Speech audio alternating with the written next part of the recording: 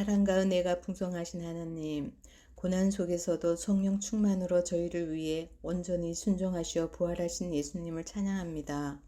요즘의 일상이 불편함을 주지만 그로 인해 그동안의 일상이 하나님의 은혜였음을 고백하게 하시니 감사드립니다. 예수님의 십자가의 사랑을 받고 있는데도 하나님의 말씀에 집중도 여추지도 못하고 잘 듣지도 온전히 순종하지도 못하고 습관처럼 쫓기며 살았음을 회개합니다. 긍휼의 은혜를 내려주시옵소서. 모든 것의 주인이시고 완전하신 하나님, 저희들 각자 버리지 못한 많은 염려와 그리고 우리의 일상을 기도로 아버지께 아뢰길 원합니다. 감사드립니다. 아버지께서 주신 평강으로 믿음으로 나아갑니다. 하나님, 저희를 불쌍히 여기시어 오직 하나님 나라의 소망을 두고 살아내어 열매 맺는 은혜와 능력을 주시옵소서. 이 새벽 말씀 전하시는 장경원 목사님 성령 충만으로 채워주시옵소서. 듣는 저희도 성령님을 사모하는 마음으로 말씀 듣겠나이다. 이 모든 기도 살아계신 주 지금도 역사하시는 거룩하신 예수님 이름으로 기도드립니다. 아멘. 그들과 조약을 맺은 후 사흘이 지나서야 그들이 이웃에서 자기들 중에 거주하는 자들이라 함을 들으니라. 이스라엘 자손이 행군하여 셋째 날에 그들의 여러 성읍들에 이르렀으니 그들의 성읍들은 기브온과 그비라와 부에롯과 기랏 여아림이라. 그러나 회중 족장들이 이스라엘의 하나님 여호와로 그들에게 맹세했기 때문에 이스라엘 자손이 그들을 치지 못한지라. 그러므로 회중이 다 족장들을 원망하니 모든 족장이 온 회중에게 이르되 우리가 이스라엘의 하나님 여호와로 그들에게 맹세하였은즉 이제 그들을 건드리지 못하리라. 우리가 그들에게 맹세한 맹약으로 말미암아 진노가 우리에게 임할까 하노니 이렇게 행하여 그들을 살리리라 하고 무리에게 이르되 그들을 살리라 하니 족장들이 그들에게 이른 대로 그들이 온 회중을 위하여 나무를 패며 물을 깃는 자가 되었더라. 여호수아가 그들을 불러다가 말하여 이르되 너희가 우리 가운데에 거주하면서 어찌하여 심히 먼 곳에서 왔다고 하여 우리를 속였느냐. 그러므로 너희가 저주를 받나니 너희가 대를 이어 종이 되어 다 내 하나님의 집을 위하여 나무를 패며 물을 깃는 자가 되리라 하니 그들이 여호수아에게 대답하여 이르되 당신의 하나님 여호와께서 그의 종 모세에게 명령하사 이 땅을 다 당신들에게 주고 이 땅의 모든 주민을 당신들 앞에서 멸하라 하신 것이 당신의 종들에게 분명히 들리므로 당신들로 말미암아 우리의 목숨을 잃을까 심히 두려워하여 이같이 하였나이다. 보소서, 이제 우리가 당신의 손에 있으니 당신의 의향에 좋고 옳은 대로 우리에게 행하소서 한지라. 여호수아가 곧 그대로 그들에게 행하여 그들을 이스라엘 자손의 손에서 건져서 죽이지 못하게 하니라. 그날에 여호수아가 그들을 여호와께서 택하신 곳에서 회중을 위하며 여호와의 제단을 위하여 나무를 패며 물을 깃는 자들로 삼았더니 오늘까지 이르니라. 교회는 진리이신 그리스도를 따르는 공동체입니다. 따라서 교회는 아무리 유익이 된다 할지라도 속고 속이는 것을 당연시 여기는 세상과는 분명히 구별되어야 합니다.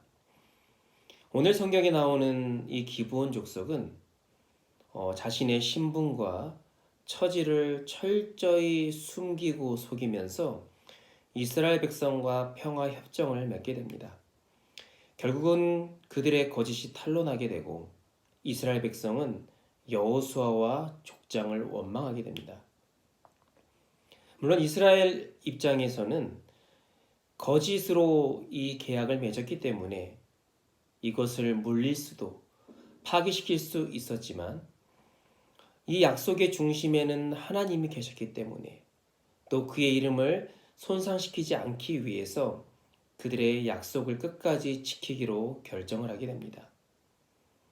방법과 이 과정들이 결국 깨끗하진 않았지만 기본 입장에서는 이스라엘에게 보호를 받게 되었기 때문에 그들의 선택은 왠지 나쁘지 않아 보입니다.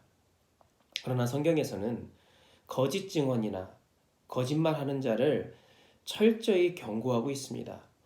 잠언 19장 5절의 말씀에 보면 거짓 증인은 벌을 면하지 못할 것이라, 또 거짓말하는 자도 역시 벌을 받게 될 것이다 라고 우리에게 경고하고 있습니다. 자신의 이익을 위하여 상대방을 기만하는 것, 하나님은 분명히 벌하신다고 말씀하고 있습니다. 우리는 살아가면서 당장의 유익과 혹은 위기 모면을 위해서 종종 거짓을 할 때가 있습니다. 어쩌면 생명의 위협을 받게 된다고 한다면 우리는 연약하여서 그리스도의 신분마저도 숨길 수도 있다라는 것이지요. 예수님의 수제자였던 베드로가 어떻습니까? 예수님이 끌려가시고 십자가에 달리시는 이 모습, 그는 두려웠습니다. 그래서 어느 한 아이가 당신이 예수님과 함께 있었던 자가 아니냐라고 물었을 때 철저히 그 신분을 속입니다. 그리고 도리어 그 예수님을 저주하기까지 합니다. 결국 베드로는 닭이 올 때 자신의 그 모습을 후회하고 철저히 회개하였습니다. 그런데 문제는 우리에게 거짓이라는 것이 일상이 될 때는 어느 순간 무감각하여져서 어떠한 회개도 후회도 하지 않을 위험성이 있다라는 것이지요. 따라서 그리스도인은 그 동기와 여건 혹은 상황이 어찌 되었든 간에 결코 거짓 언행을 피해야 합니다. 당장을 위해 판단하는 것이 아니라 하나님의 약속을 기억하며 그리스도인으로서 진실한 행동을 또 진실한 말을 우리는 해야 할 것입니다. 그래서 예수님이 걸어가시는 그 길을 본을 받아 쫓아감을 통해서 우리가 모든 상황마다 정직하는 것을 우리의 삶의 목표로 삼아야 할 것입니다. 무엇보다 성경에서는 그 거짓에 대한 대가가 무섭다라는 것을 말씀하고 있습니다. 그렇다면 이 기브온 족속의 대가는 무엇이었을까요? 오늘 본문의 23절 이하에 보면 그 기브온 족속은 영영토록 노예로 일해야 되는 그 저주를 받게 됩니다.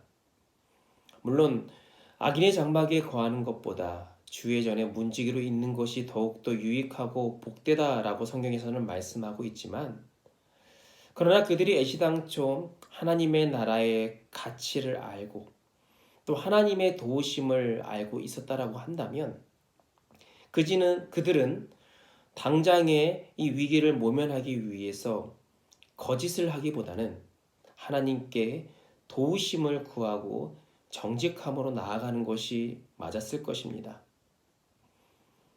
그러나 결국 그들의 잘못된 선택과 판단으로 그들은 생명은 보존할 수 있었지만 그들은 자유함이 없는 속박당하는 노예를 영영토록 그 노예 생활을 해야만 했던 것이지요. 우리 사랑하는 성도 여러분, 성도는 그리스도의 보혈로 구원받았기 때문에 더욱더 진실하게 살아가야 할 책임이 있습니다. 이는 하나님의 말씀을 전파하고 그 말씀을 실천해야 한 우리의 사명이기도 합니다. 이를 행하는 것이 바로 하나님의 은혜이고 복임을 기억하시기를 바랍니다. 악은 어떠한 모양이라도 버리시길 바랍니다. 당장은 힘겹지만 그럼에도 불구하고 성과 정직을 행할 수 있는 우리 모두가 되기를 간절히 원합니다. 다시는 죄의 종이 되는 것을 멀리하고 하나님을 기쁘시게 하기 위하여 성령의 도우심으로 늘 어느 위치에 있든지 간에 어떠한 상황에 있든지 간에 누굴 만나든지 그리스도인의 신분으로서 부끄러움 없이 늘 정직과 선행으로 나아가는 우리 모두가 되기를 주의 이름으로 간절히 소원합니다. 기도하시겠습니다.